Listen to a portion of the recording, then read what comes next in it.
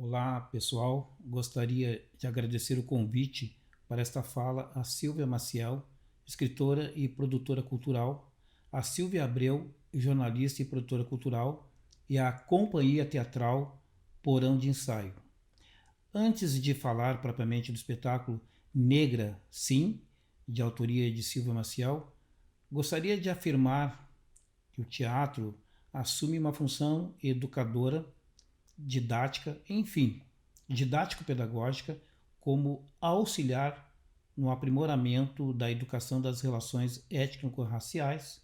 seja por meio dos dramas, das histórias, das culturas e, no caso, também das corporeidades negras. É uma peça teatral que liberta aos negros e aos brancos das prisões e das amarras do racismo, das discriminações sociais e do preconceito em torno do outro, sejam eles indígenas ou africanos, e de seus descendentes.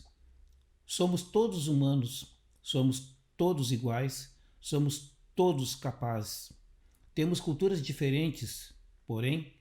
todas possuem uma riqueza histórica, social e cultural. Há um processo de empoderamento por meio do teatro negro que, ao mesmo tempo, auxilia na construção identitária, negra, afirmativa, quanto no sentido de promover o reconhecimento da diversidade racial e cultural, tanto nos ambientes escolares, na sociedade abrangente ou nos ambientes não escolares. O teatro negro serve para falar acerca das origens históricas e culturais de matriz africana dos povos afrodescendentes no contexto da diáspora, seja na Europa, América do Norte, na América Central, Caribe, na América do Sul e, em especial, no Brasil e mesmo na cidade de Gravataí. Logo, antes de ser considerado como textos panfletários, o teatro negro cumpre o que a educadora Nilma Lino Gomes afirmou: somos um movimento social negro educador. Deste modo, além de abordar aspectos históricos, políticos e ideológicos, também diz respeito às questões de empatia social, de alteridade e de reconhecimento do outro, em permanente relação dialógica e intercultural, de respeito e busca da igualdade social e cultural. Voltado também para as questões de elaboração dos afetos, das subjetividades e da construção afirmativa da identidade negra, livre das ações, das atitudes e das categorias estigmatizantes, racistas, que objetivam diminuir os valores das pessoas e das culturas negras. É necessário dar visibilidade à história africana e de suas culturas. Afinal de contas, a África é um continente que possui um total de 54 países, além de ser o segundo continente mais populoso do planeta Terra e terceiro maior em extensão territorial. O continente africano possui mais de 1.100 comunidades culturais, então percebam a riqueza da África. Temos que o homem surgiu na África há aproximadamente 160 mil anos, quando nem existia a Europa. E de lá, o homem foi se espalhando por todo o planeta. A África é o berço de diversas civilizações e impérios como a egípcia, a cuxita, a axumita e a etíope. A origem do homem é africana e transformou o povoamento do Egito. O professor Sheikh Anta Diop, pesquisador de origem dos povos e da escrita egípcios, defende que a população do Vale do Nilo era negra, à exceção de nômades de pele clara. Os egípcios eram negros, de lábios grossos, cabelo crespo e pernas finas. A história do Egito faraônico conta com 30 dinastias que se sucederam entre 3000 a 333 antes da era cristã. O Império de Gana, conhecido como o País de Ouro, estendia-se nas regiões do Sahel, entre Senegal Médio e a curvatura do Níger, entre os séculos X e XI. O Império do Mali, segundo o Sudão Ocidental, depois de Gana, formou-se a partir da província Mandinga, e durante séculos o Mali foi o mais rico estado da África Ocidental. O Império de Songhai, por volta do século VII, existiu no topo da curva do rio Níger, o mais longo da África Ocidental. O pequeno reino de Kukia, o Império de Carnei-Bornu, a civilização iorubá que desenvolveu-se na Nigéria, possuía dezenas de cidades, muitas com 20 mil habitantes. Grandes centros de artesanato, com olheiros, tecelões, marceneiros, ferreiros e outros. Então, os negros e negras brasileiros são descendentes de povos africanos nobres, que eram livres com uma riqueza histórica, social, econômica, cultural e política. Dividem-se em diversas etnias, como os Zulus, os Jossas, os Sotos e Tizuanas, os povos Bantus, Nagô e Jeje, que nos contemplaram com os cultos aos orixás e aos santos padroeiros negros do Congado brasileiro, respectivamente. Nas culturas africanas, a pessoa humana é vista como uma totalidade integrada à terra e à natureza, cujos elementos são deificados em deuses e deusas. Os valores morais, sociais e ecológicos representam-se por meio das religiões, dos ritos e das artes em geral. O Brasil é herdeiro dessa rica cultura que nos influencia há mais de 400 séculos na matriz cultural afro-brasileira da nação brasileira. O Brasil teve o grande herói Zumbi que lutou bravamente pela liberdade e resistiu contra a escravidão, fundando sociedades livres e democráticas como o Quilombo de Palmares. Em homenagem a este herói e a muitos africanos e seus descendentes, hoje temos consagrado o Dia Nacional da Consciência Negra, o 20 de novembro.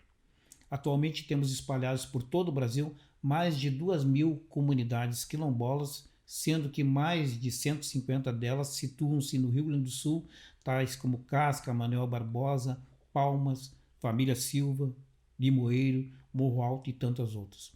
Os africanos resistiram e lutaram bravamente pela liberdade, como na Revolta dos Malês, na Conjuração Baiana ou na Revolta dos Alfaiates, na Guerra da Balaiada, na Revolta de Felipe Santos, na Cabanagem. No Sul, os heróis lanceiros negros lutaram na Revolução Farroupilha, mas foram traídos na Batalha de Porongos quando reivindicaram a liberdade na madrugada de 1844 em Piratini, Rio Grande do Sul. A população negra jamais aceitou passivamente a opressão, a discriminação e o preconceito racial, lutando para a construção de cidadania plena e de qualidade, cujo herói gaúcho foi João Cândido, que nasceu em Cruzilhada do Sul. A Frente Negra Brasileira, uma forma de organização política, o Teatro Experimental do Negro, criado pelo pai do quilombismo Abdias do Nascimento, que promoveu as artes negras e o reconhecimento dos heróis negros, e sobretudo pelo movimento negro unificado e o movimento social negro. A religiosidade e espiritualidade negra possui a força comunitária, espiritual e solidária nos terreiros de Candomblé, Casa das Minas, Xangô, Umbanda e Batuque, bem como nas pastorais do negro e nas irmandades católicas negras. Os negros organizaram-se a fim de conquistar a liberdade para muitos negros brasileiros, realizar enterros decentes e colaborar para que os negros tivessem seus estudos apoiados por elas. As expressões culturais mais importantes, portanto, são a capoeira, o congado, o jongo, o supapo, o tambor de crioula, o carnaval, o maculelê, o tambor de Moçambique. Na alimentação, nas artes plásticas, Rubem Valentim, Mestre Didi, Djanira, Pedro Homero, Emanuel Araújo, Gutê, Pelópidas Tebano e outros. Em Porto Alegre temos o Museu do Percurso do Negro, que possui diversas obras de arte de artistas negros. A literatura negra com destaque para Machado de Assis, Lima Barreto, Cruz de Souza, Conceição Evaristo, Eliane Marques, Lilian Rocha, Ronald Augusto, Ana Santos, Duan Quissondé, Oliveira Silveira, Jorge Frois e mais de dezenas de autores, homens e mulheres negros, os eventos do slam, o funk, o hip hop, o reggae, etc. Entre homens e mulheres negras, muitas se destacaram como Machado de Assis, Maria Helena Vargas, Petronila Beatriz da Silveira, Carolina Maria de Jesus, Clóvis Moura, Grande Otelo, Gilberto Gil, João Cândido, João Cruz de Souza, Juliano Moreira, Lima Barreto, Milton Santos, Bixinguinha, Solano Trindade e tantos outros. Atualmente, os negros combatem o preconceito, a discriminação social e o racismo que acontecem justamente pela falta de visão histórica, cultural e conhecimentos acerca das civilizações africanas e do negro brasileiro, o que impede de valorizar as culturas e as pessoas negras, cuja capacidade intelectual, social e cultural já estão reconhecidas, bastando aplicar e implementar as leis 10.639-013 e a 11.645-08, além da educação escolar quilombola. Com o advento das ações afirmativas e a adoção das cotas na educação, as quais visam promoção da igualdade de oportunidades para todos os negros, homens e mulheres, por suas capacidades intelectuais, vêm formando-se em medicina, jornalismo, história, psicologia, pedagogia, engenharia, arquitetura e outras áreas profissionais. É preciso afirmar que o racismo é um fenômeno presente em diversas sociedades contemporâneas, inclusive no Brasil, e latente na cultura, nas instituições, inclusive nos espaços escolares e não escolares, no cotidiano das relações entre os seres humanos. Existem atos de racismo, discriminação e preconceito que muitos seres humanos promovem no seio das famílias, nas redes sociais, nas comunidades, no trabalho e demais instituições, bem como ainda nos deparamos com estes atos e pessoas racistas nos espaços escolares. Para essas pessoas, devemos fazer chegar mais informações sobre o outro e suas respectivas culturas, sejam eles africanos, ciganos, indígenas, judeus ou árabes, a fim de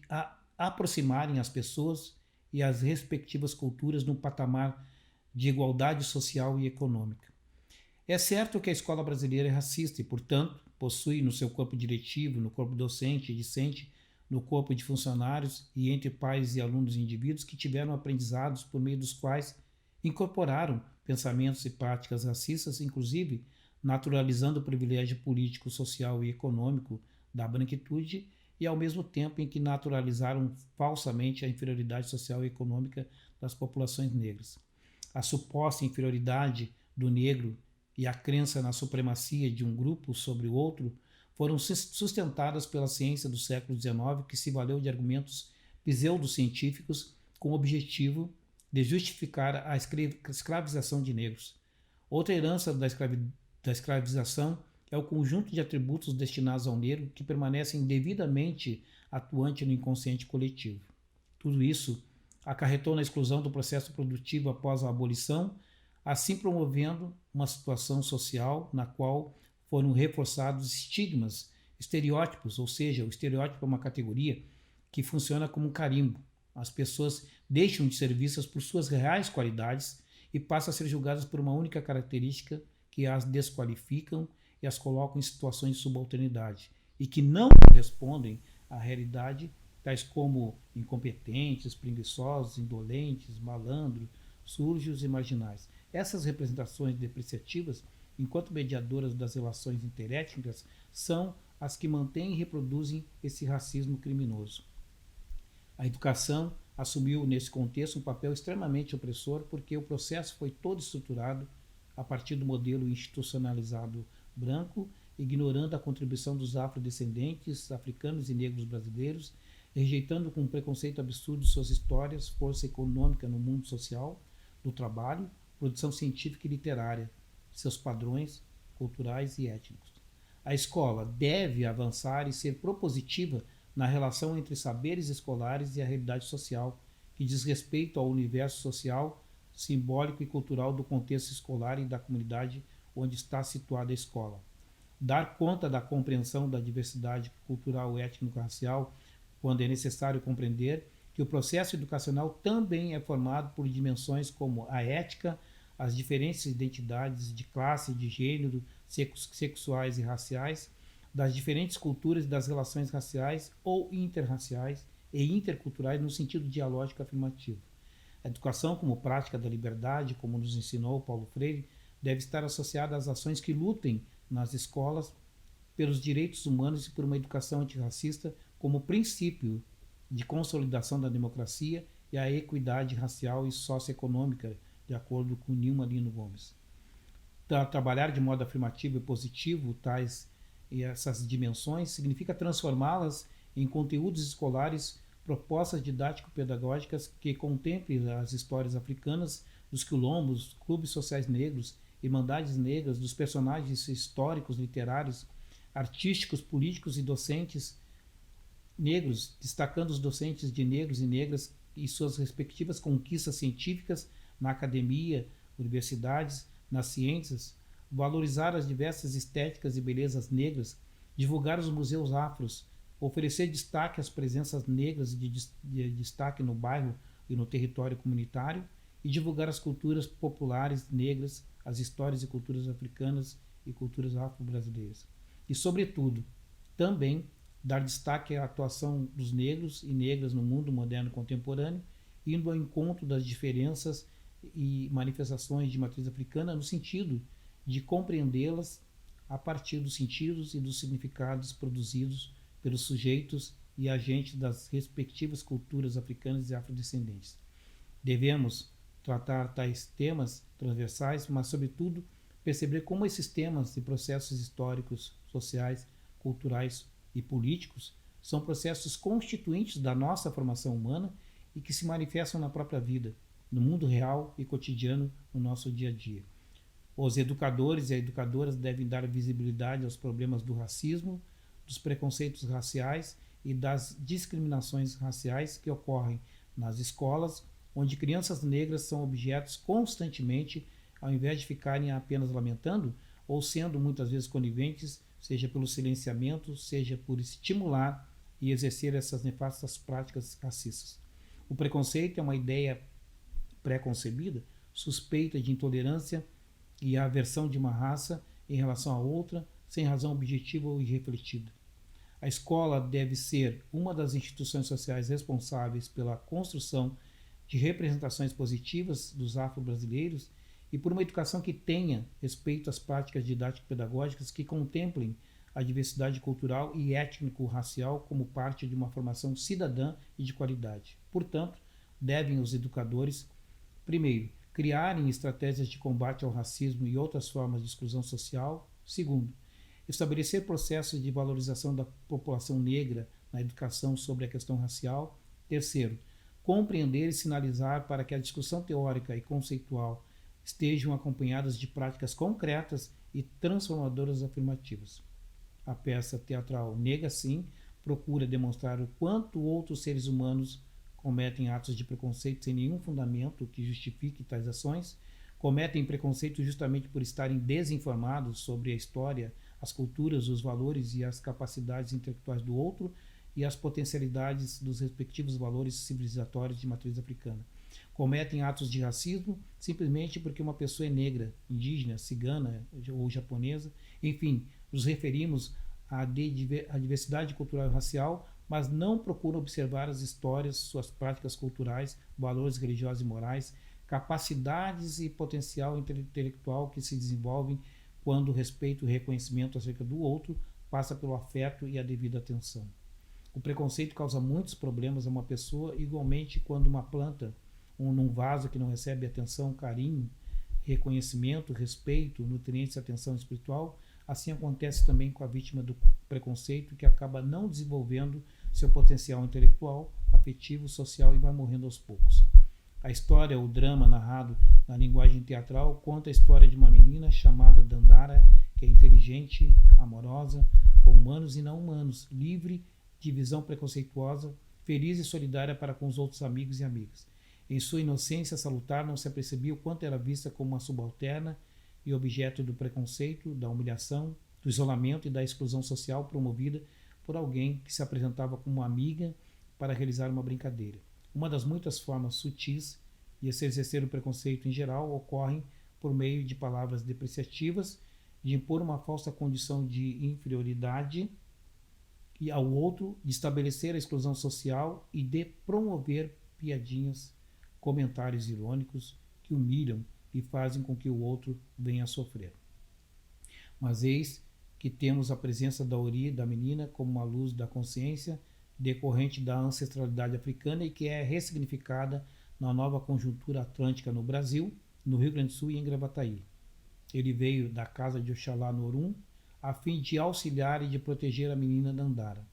O Ori, entretanto, não vê apenas maldade nas crianças, pois elas repetem o que os adultos fazem de errado, como ter preconceito por outro ser humano, discriminar as comunidades e suas respectivas culturas. O Ori, então, faz esclarecimentos sobre a história e as memórias dos africanos que eram livres e foram escravizados, de que o Brasil foi o último país a abolir a escravidão após mais de 3 séculos e meio de duração, e que o país que não somente possui a maior população negra fora da África, como também foi esta mesma população que trabalhou nos diversos ciclos econômicos que o Brasil teve, como o ciclo da cana-de-açúcar, café, o ciclo do cacau, borracha e das charqueadas no Rio Grande do Sul, os trabalhos rurais e urbanos ao longo do período colonial e imperial no pós-abolição. Hoje, como cidadãos de direitos, o Ori, então, estimula Dandara a mostrar-se livre e, com orgulho, continuar lutando por seus direitos sociais e culturais, elevando a sua autoestima. Portanto, basta de apresentar o negro apenas como subalterno e associado à escravidão brasileira quando ele era um africano livre, com família, integrado à sua comunidade, pertencentes a reinos e impérios africanos em África, mas que foram criminosamente escravizados pelos europeus. Dandara, já adulta, ao olhar o álbum de família, passou a evocar muitas lembranças. Recorda os traumas sofridos, mas reconhece toda uma trajetória de resiliência e de mudanças no sentido afirmativo. Ela percebe que o racismo e o preconceito não eram naturais, mas eram atitudes cultivadas pelos pais ou avós nos filhos ou netos. Ela criou consciência de seus valores e a disposição para lutar. O ensino, aprendizado dos conhecimentos tanto africanos e afro-brasileiros quanto indígenas não deve suscitar propostas didático-pedagógicas limitadas aos binarismos ou hegemonias civilizatórias e culturais. Do mesmo modo, é imprescindível romper com os silenciamentos pedagógicos e as ausências curriculares acerca das culturas negra e indígena dos ambientes escolares e espaços não escolares. Por outro lado, os educadores devem transcender de modo crítico ao enquadramento e ao congelamento depreciativo das complexas culturas afro-brasileiras e indígenas diante da imposição de um caráter de homogeneidade cultural e da reiteração das práticas culturais e das representações racistas estereotipadas e estigmatizantes que são criadas, promovidas e difundidas pelas culturas nacionais hegemônicas de massa, indústria cultural ou streaming, etc. Percebemos que a proposta contida no texto teatral, bem como no espetáculo em si, são poderosas ferramentas didático-pedagógicas, fazendo com que a educação opere como um meio de transformação pessoal e da sociedade, para ser menos racista e menos excludente. Demonstra também que o preconceito, o racismo e a discriminação podem ser combatidos com mudanças nas percepções equivocadas das pessoas acerca do outro, em torno das suas características físicas, raciais, suas histórias, seus heróis, suas estéticas, suas práticas culturais, seus conhecimentos populares ou acadêmicos, e isso somente é possível com a educação antirracista e como resultado do esforço pedagógico coletivo que passa muito pelo protagonismo e esforço de todos, funcionários, professores, supervisores, secretários, diretores de escolas, pais, mães, alunos e comunidade do entorno. A peça teatral Negra Sim contribui muito para a elevação da autoestima dos negros, homens e mulheres, jovens e crianças, para a qualificação do diálogo intercultural e no combate do racismo, à discriminação racial e ao preconceito racial, ao mesmo tempo em que promove o acesso aos conhecimentos históricos, sociais, culturais, artísticos, geográficos, antropológicos e literários acerca das culturas africanas e afro-brasileira ou negra. Convido com muito orgulho e prazer a todos e a todas, em especial alunos, pais e educadores, para assistirem ao espetáculo teatral Negra Sim,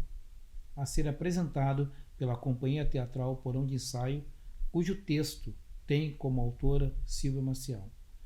A produção foi contemplada pelo edital de chamamento público 10/2020, Saberes e Fazeres Culturais, município de Gravataí, Lei Aldir Blanc.